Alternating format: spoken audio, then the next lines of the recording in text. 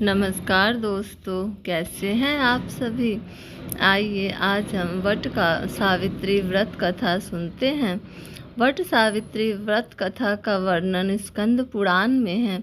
स्कंद पुराण में देवी सावित्री के पति सत्यवान की मृत्यु हो जाने पर सावित्री द्वारा पति के प्राण वापस लाने की कथा का जिक्र वट सावित्री व्रत कथा में किया गया है।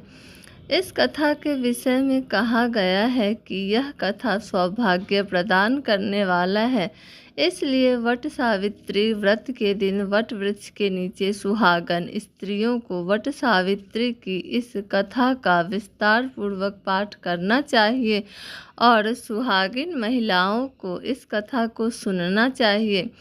इससे सुहाग की उम्र लंबी होती है और वैवाहिक जीवन में प्रेम और सुख समृद्धि की प्राप्ति होती है। वट सावित्री व्रत कथा हिंदू धर्म में एक महत्वपूर्ण कथा है जो विवाहित महिलाओं द्वारा अपने पति की लंबी आयु और परिवार की सुख समृद्धि के लिए व्रत के रूप में मनाई जाती है। इस व्रत कथा का मुख्य पात्र सावित्री और सत्यवान है। देवी पार्वती जी ने कहा, हे देवताओं के भी देवता, जगत के पति भगवान शंकर, प्रभास क्षेत्र में स्थित ब्रह्मा जी की प्रिया जो सावित्री देवी हैं, उनका चरित्र आप मुझसे कहिए। जो उनके व्रत का महात्म्य हो और उनके संबंध का इतिहास हो एवं जो स्त्रियों के पतिव्रत्य को देने वाला, सौभाग्यदायक और महान उदय करने वाला हो। तब भगवान शंकर ने कहा कि हे महादेवी, प्रभास क्षेत्र में स्थित सावित्री के असाधारण चरित्र को मैं तुमसे कहता हूँ। हे माहेश्वरी, सावित्री स्थल नामक स्थान में राजकन्या सावित्री ने जिस प्रकार से उत्तम वट सावित्री व्रत का पालन किया। मद्र देश में एक धर्मात्मा राजा रहता था जो सभी प्राणियों के हित में तत्पर रहता था। उसका नाम अश्वपति था। धर्मात्मा, क्षमाशील, सत्यवादी होने पर भी राजा संतान रहित था। एक समय वह राजा प्रभास क्षेत्र में यात्रा करते हुए पहुंचा और सावित्री स्थल पर आ गया। वहां पर राजा ने अपनी रानी के साथ इस व्रत को किया जो सावित्री व्रत नाम से प्रसिद्ध हुआ। इस प्रकार की कामनाओं को पूर्ण करने वाला है। भूर्भुवस्सुवः इस मंत्र की साक्षात मूर्ति बनाकर स्थिति श्री ब्रह्मा जी की प्रिया सावित्री देवी उस राजा पर प्रसन्न हुई। कमंडलू को धारण करने वाली वह सावित्री देवी दर्शन देने के बाद पुनः अदृश्य हो गई, लेकिन देवी दर्शन के पुण्य से कुछ दिनों के बाद राजा अश्वपति के घर देवी के समान रूप वाली कन्या का जन्म हुआ जो देवी सावित्री के अंश से उत्पन्न हुई थी। देवी सावित्री की प्रसन्नता से प्राप्त तथा सावित्री की पूजा करने के बाद उत्पन्न कन्या का नाम भी सावित्री रखा गया। वह राजकन्या देवी लक्ष्मी के समान शोभित हुई बढ़ने लगी और धीरे धीरे सुकोमल अंगों वाली वह कन्या यौवनावस्था को प्राप्त हुई। नगरवासी उस कन्या को देखकर यही समझते थे कि वह कोई देव कन्या है।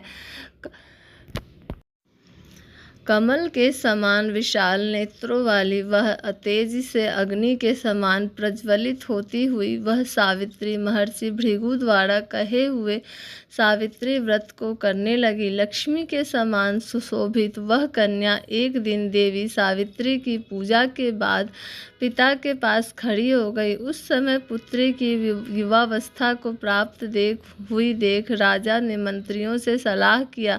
इसके बाद राजा ने सावित्री से कहा, हे पुत्री, तुम्हें योग्य वर को देने का समय आ गया है। मुझसे कोई तुम्हें मांगने के लिए भी नहीं आता और मैं भी विचार करने पर तुम्हारी आत्मा के अनुरूप वर को नहीं पा रहा हूँ। अतः हे पुत्री, देवताओं के निकट मैं जिस तरह से निंदनीय न हो वैसा तुम करो। मैंने धर्मशास्त्र में पढ़ा और सुना है कि यदि पिता के गृह में रहती हुई विवाह से पहले ही जो कन्या रजोधर्म से युक्त हो जाती है उसके पिता को बड़ा पाप लगता है। इसलिए हे पुत्री, मैं तुमको भेज रहा हूँ कि तुम स्वयं ही अपने योग्य वर ढूंढ लो। वृद्ध मंत्रियों के साथ शीघ्र जाओ और मेरी बात को मानो। इसके बाद जैसा कहते हैं वैसा ही होगा। ऐसा कहकर सावित्री घर से निकलकर राजश्रियों के साथ तपोवन की ओर चल पड़ी और वहां पहुंचकर माननीय वृद्धजनों को प्रणाम करके सभी तीर्थों और आश्रमों में जाकर पुनः मंत्रियों के साथ सावित्री अपने महल को लौट आई। यहाँ सावित्री ने पिताजी के साथ देवर्षि नारद को बैठे हुए देखा। आसन पर बैठे हुए नारद जी को प्रणाम करके मुस्कुराती हुई जिस कार्य के लिए वन में गई थी सारी बातें कहने लगी। सावित्री बोली, हे नारद जी, साल्व देश में धर्मात्मा धूमत्यन सेन नाम से विख्यात एक क्षत्रिय राजा है जो दैव योग से नेत्रहीन हो गए हैं। रुक्मिन नामक उनके एक सामंत ने उनसे राजपाट छीन लिया है और वह अपने पुत्र और पत्नी के साथ वन में रह रहे हैं। उनका पुत्र सत्यवादी और धर्मात्मा है। मैंने ही मन में ही उसे पति के रूप में वर्णन किया है। नारद जी सावित्री के वचनों को सुनकर बोल पड़े, हे राजन, सावित्री ने तो यह बड़ा कष्टप्रद कार्य कर डाला। बाल बुद्धि होने से इसने केवल गुणवान समझकर सत्यवान को वर्णन कर लिया।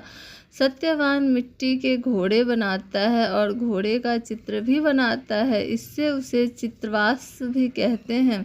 सत्यवान दान और गुण में रंती देव के शिष्य के समान है, ब्राह्मणों की रक्षा करने वाला और सत्यवादी है। राजा ययाति के समान उदार और चंद्रमा के समान प्रिय लगने वाला, दूसरे रूप में अश्विनी कुमार के समान और धुत्मसेन के समान बलवान है, लेकिन उसमें केवल एक दोष है, दूसरा कोई नहीं। सत्यवान आज से ठीक 1 वर्ष पर छिनायु हो जाने से देह त्याग कर देगा। इस प्रकार नारद जी की बात सुनकर राजकन्या सावित्री ने राजा से कहा, राजा, लोग किसी से एक बार कोई बात कहते हैं, ब्रह्मवेत्ता एक ही बार कहते हैं और एक ही बार कन्या दी जाती है। ये तीनों कर्म एक ही बार किए जाते हैं, बार बार नहीं। दीर्घायु हो अथवा अल्पायु, गुणवान हो अथवा निर्गुण, वर को एक ही बार वर्णन कर लिया, अब दूसरे को वर्णन नहीं करूँगी। नारद जी ने कहा, यदि आपको उचित लगता हो तो अपनी पुत्री सावित्री का कन्यादान शीघ्र कर डालिए। राजा शुभ मुहूर्त विधि विधान पूर्वक सत्यवान के संग सावित्री का विवाह करवा दिया। सावित्री अपनी पति को पाकर ऐसे प्रसन्न थी जैसे उसे पुण्यवान पुरुष स्वर्ग को पाकर प्रसन्न होता है। सावित्री उस सत्यवान के साथ आश्रम में रहते हुए नारद जी की कही हुई बात को याद करती रहती थी। उस दिन को गिनती रहती थी जब सत्यवान देह त्याग कर चले जाएंगे। जब सत्यवान के मरण के केवल 3 दिन शेष रह गए तब सावित्री ने निराहार रहने का व्रत लिया और तीसरे दिन सुबह स्नान करके देवता और पितरों का पूजन किया। फिर सास ससुर की चरण वंदना करके वह भी पति के साथ जंगल चल पड़ी। जंगल में लकड़ी काटते काटते अचानक से सत्यवान के सिर में दर्द होने लगा। सावित्री ने कहा कि आप कुछ देर मेरी गोद में सिर रखकर सो जाइए, फिर हम आश्रम को चलेंगे। जैसे ही सत्यवान सावित्री के गोद में लेटे वैसे ही सावित्री ने देखा कि सांवले पिंगल वर्ण वाले किरीटधारी पीत वस्त्र पहने हुए साक्षात सूर्य के समान उदित हुए पुरुष उनके सामने खड़े हैं। सावित्री ने उन्हें प्रणाम किया और पूछा कि आप कौन हैं। इस पर यमराज ने कहा कि मैं सब प्राणियों के लिए भयंकर और कर्मानुसार उनका उचित दंड देने वाला यम हूँ। सो हे प्रतिव्रता सावित्री, समीप पड़े हुए तुम्हारे पति की आयु समाप्त हो गई है, इसे यमदूत पकड़कर नहीं ले जा सकेंगे, इसलिए मैं स्वयं आया हूँ। ऐसा कहकर फांस लिए हुए यमराज ने सत्यवान के शरीर से अंगुष्ठ मात्र वाले जीवात्मा को बलपूर्वक निकाल लिया। इसके बाद यमपुरी की ओर चलना शुरू किया। सावित्री भी यम के पीछे पीछे चलने लगी। यमराज ने सावित्री से कहा कि कोई भी जीव बिना आयु समाप्त हुए यम मार्ग से नहीं जा सकता। सावित्री ने यमराज से कहा कि आप अपने जैसे सज्जन पुरुष के साथ मैं चल रही हूँ, मेरे पति आपके साथ है, तो मुझे आपके साथ चलने में कोई शर्म और गलानी नहीं हो रही है। दूसरी बात, स्त्रियों के लिए इस पृथ्वी लोक में पति को छोड़कर कोई अन्य स्थान नहीं है, इसलिए मैं आपका अनुगमन कर रही हूँ। सावित्री की मधुर बातें सुनकर यम ने कहा कि मैं तुम्हारी बातों से प्रसन्न हूँ, इसलिए जो इच्छा हो वर मांग लो। सावित्री ने तब यमराज को अपना खोया हुआ राज्य, सास ससुर की आंखें और रोशनी और 100 पुत्रों का वरदान मांग लिया। अपने वरदान में जाल में फंसकर यमराज ने सत्यवान की आत्मा को मुक्त कर दिया और सावित्री को लौटा दिया। सावित्री पति के साथ आश्रम लौट गई। सावित्री ने सावित्री देवी का व्रत किया, जिसके प्रभाव से सास ससुर की आंखें और रोशनी लौट आई। इनका राज्य भी मिल गया और 100 पुत्र प्राप्त हुए। जय हो वट सावित्री देवी की। Thanks for watching. Like, share and subscribe.